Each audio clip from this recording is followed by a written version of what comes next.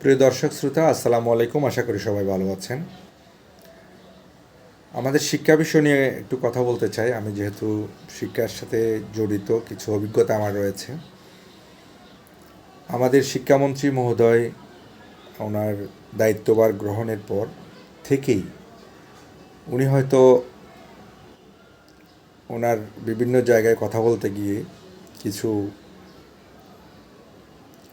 সরল মোডে কথা বলেছেন। কিছু কথা নিয়ে অনেকে আমরা অনেকেই আপত্তি করেছি।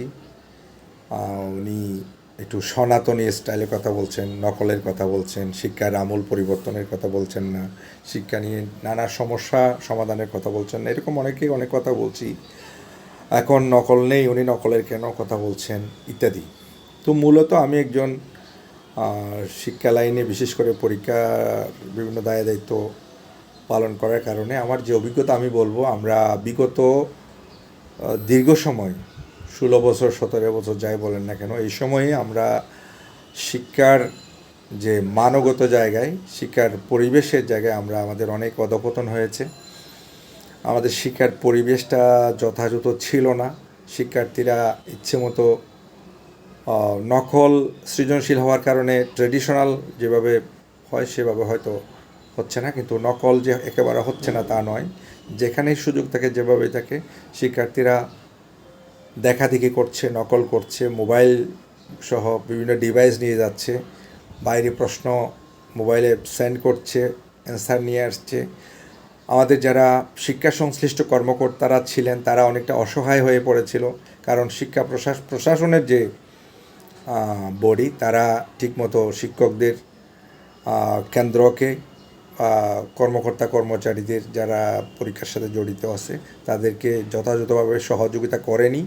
অর্থাৎ এমন একটা ভঙ্গুর পরিবেশ ছিল যেখানে শিক্ষার্থীরা ইচ্ছে মতো দেখাদেখি করতো, লিখতো, বিভিন্ন ডিভাইস নিয়ে আসতো।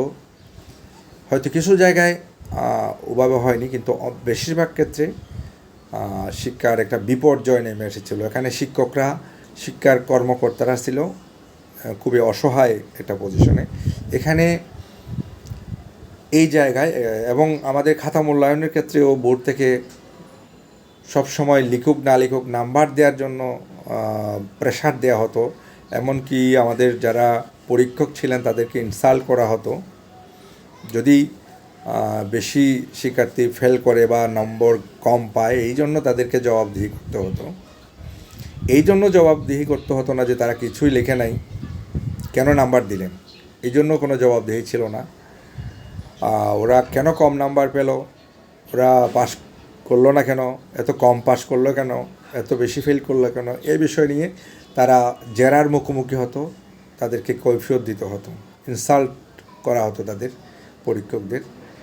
তো এই জায়গা থেকে ডক্টর এহসানুল হক মিলন, উনি সুনামের সাথে পূর্বে শিক্ষা মন্ত্রণালয়ের দায়িত্ব পালন করেছেন।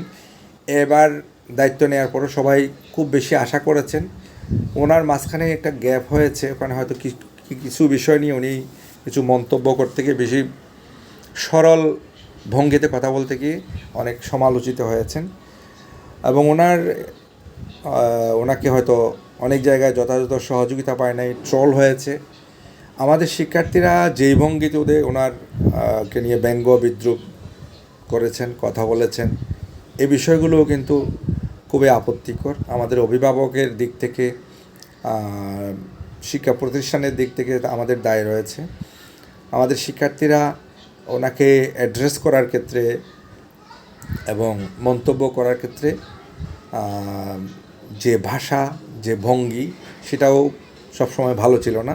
ওনারও অনেক ভুল ত্রুটি ছিল, উনি হয়তো মাঝখানে গ্যাপ হওয়ার কারণে হয়েছে, কিন্তু মোটা দাগে একটা চৈতন্য আমাদের মধ্যে এসেছে। আমরা কিছুটা হলেও শিক্ষায় একটা ইতিবাচক পরিবেশ হয়েছে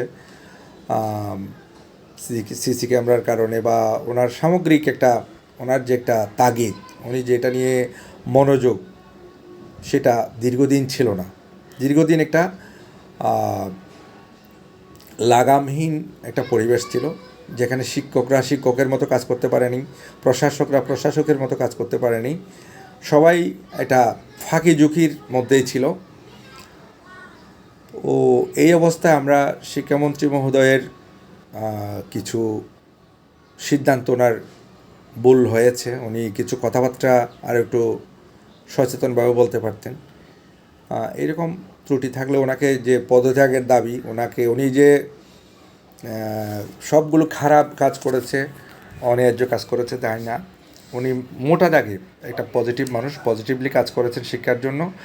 ওনাকে আমার মনে হয় আমাদের সবার সহযোগিতা করা দরকার, যারা রাজনীতিবিদ, যারা শিক্ষাবিদ, ওনাকে পরামর্শ দিয়ে ওনাকে সহযোগিতা করে ওনার যে একটা সৎ চিন্তা আছে সেটা নিয়ে এগিয়ে যেতে সহযোগিতা করা উচিত। কোনো রাজনীতিক ব্যক্তিদের এটাকে রাজনৈতিকভাবে না দেখে শিক্ষার পরিবর্তনের জন্য, ইতিবাচক পরিবর্তনের জন্য আমার মনে হয় ওনাকে সহযোগিতা করা দরকার, ওনার পাশে থাকা দরকার। এবং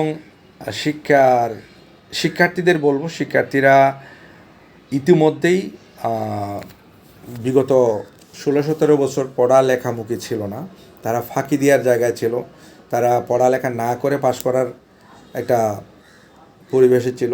এই জন্য তাদেরকে পড়ালেখামুখী হতে হবে, অভিভাবকদেরকে আরও দায়িত্বশীল হতে হবে। আমাদের শিক্ষার্থীদের জন্য যেটা কল্যাণ হয়, শিক্ষামন্ত্রী মহোদয়কেও আরও একটু সচেতন হয়ে তাদের শিক্ষার্থীদের নতুন প্রজন্মকে কীভাবে ডিল করতে হবে, কীভাবে কথা বলতে হবে, কীভাবে তাদের আবেগটা বুঝতে হবে, মনের সমস্যাগুলো বুঝতে হবে, এটার জন্য পলিসি পরিবর্তন করতে হবে। ওনার সাথে আরও কিছু যারা অভিজ্ঞ মানুষ আছেন, শিক্ষক এবং প্রশাসক, তাদের সাথে নিয়ে আরও একটু আন্তরিকভাবে এবং সূক্ষ্মভাবে ডিল করার দরকার রয়েছে বলে আমি মনে করি। আমরা শেষ পর্যন্ত আমাদের শিক্ষার্থীদের ন্যায্য দাবি, মানবিক দাবিগুলো শিক্ষা মন্ত্রণালয় বিবেচনা করবেন। অভিভাবকদের জায়গায় অভিভাবক ভালো একটা ভূমিকা রাখবেন। সবাই মিলে শিক্ষাকে এগিয়ে নিতে হবে, শিক্ষার্থীদের এগিয়ে নিতে হবে। আমাদের এই জায়গায় হাল ছেড়ে দিলে চলবে না। আমাদের সবাই মিলে ইতিবাচক পদক্ষেপের মাধ্যমে আমাদের সফল হতেই হবে এবং শিক্ষার একটা পরিবর্তন শুরু হয়েছে, এটাকে এগিয়ে নিতে আমরা সবাই শিক্ষামন্ত্রীর মহোদয়ের পাশে থাকি। ধন্যবাদ সবাইকে। আসসালামু আলাইকুম।